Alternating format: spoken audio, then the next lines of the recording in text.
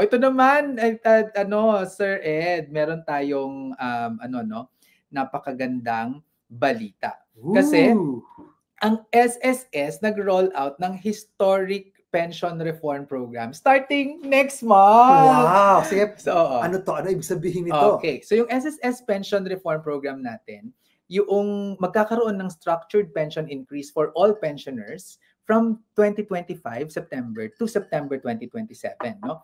Okay. Ito ay alinsunod sa Social Security Act of 2018 at ito ay na-approve na ng Social Security Council ba yan?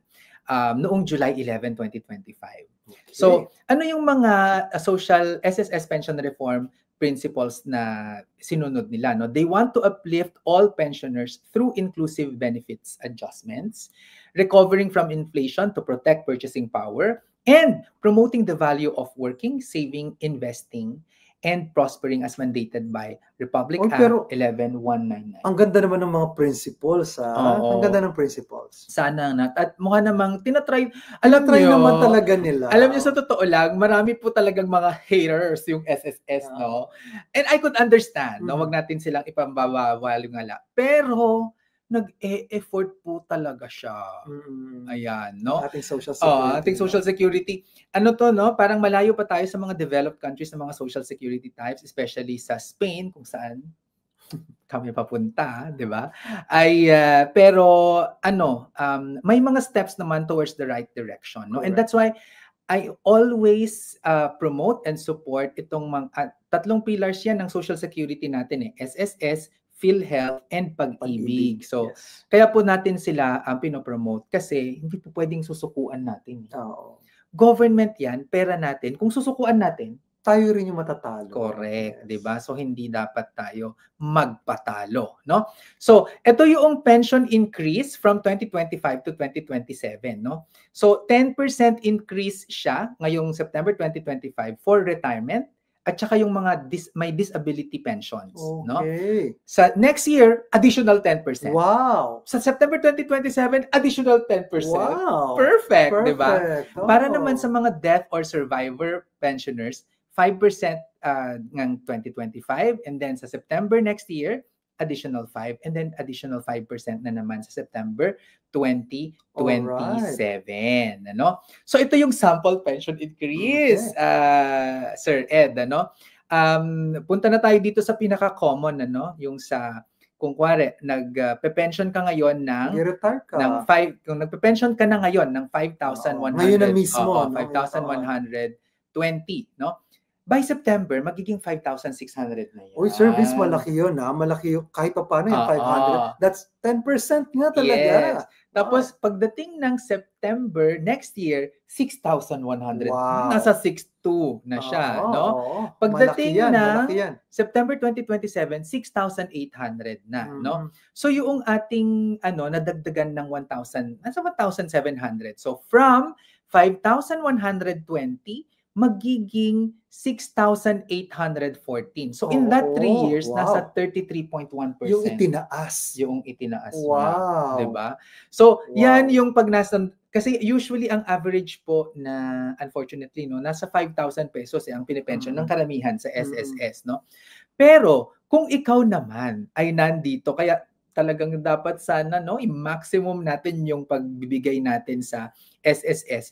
Kasi, yung highest na po pwede according to this calculation, ay 22,000. So if you're receiving 22,000 for your retirement pension monthly, sa SSS, for 2025 September next month, magkano siya, Tito Ed? Magiging 24,350 na kaagad.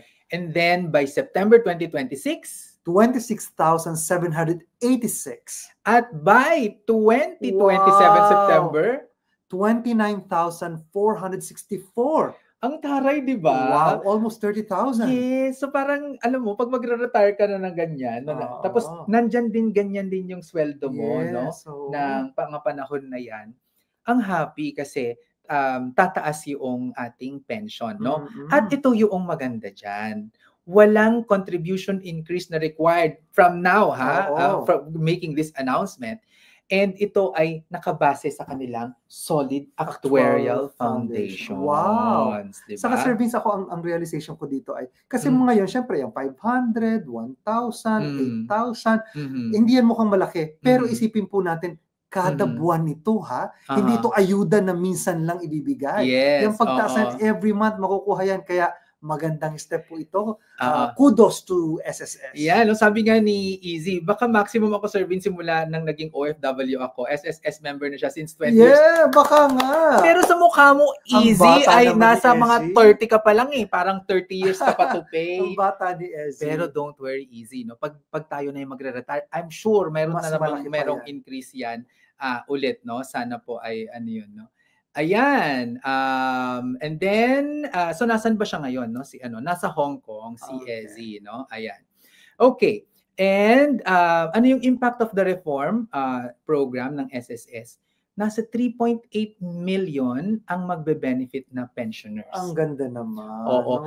Pero just to put this into perspective, kaya talaga tuwang-tuwa ako na na nanalo ang ating mga kapanalig sa akbayan kasi alam mo ba, Sir Ed, ilan ang senior citizens ngayon sa Pilipinas? Actually, hindi ko alam. 11 million. 11 million. Tapos, ang nagpe-pension from the government, if I'm not mistaken, is 500,000. 3.8 million yan. So, 4.3. 11 million minus 4.3. Mas madami pa yung hindi nakakapag-pension. Kaya, maganda na sinuportahan natin ang Akbayan Party List, si Senator Risa Hontiveros, si Senator Bab Aquino, at saka si Senator Pangilinan, kasama na rin si Congressman De Lima. No, kasi isusulong po nila ang basic pension for everyone, no? So yan ang aabangan natin. Oo. So nasa 2.6 million out of the 3.8 yung may retirement and disability, 1.2 million naman yung survivor. And because nagkakaroon ng pera yung mga senior citizens natin, saan ba nila gagamitin yan? Kagasusin mo rin naman yan, di ba? Yes. So it will provide an economic boost, no, for the Philippines. Kaya maganda po yan. And again, to repeat, no, wala itong increase required based on solid service. Pero pwede talaga na hindi pahirapan ng mga tao pero dagdagan ng benepisyo. Pwede talaga. Oo. Yan, no? At ito ang sabi ng ating bagong SSS President and CEO, Sir, magsischedule po ako sa inyo ng a meeting and interview. Si Mr. Robert Joseph M. Declaro. Yes. Ano sabi niya, Sir Vince? We've heard the clamor for higher pensions loud and clear. Diba? We are rolling out a rational and sustainable pension increase. Ayan. Okay? Kami po ang inyong mga financial guro. Ako si Sir Vince. At ako naman si Sir Ed. Nagsasabing ang pagyaman na pag-aaralan at napagtutulungan.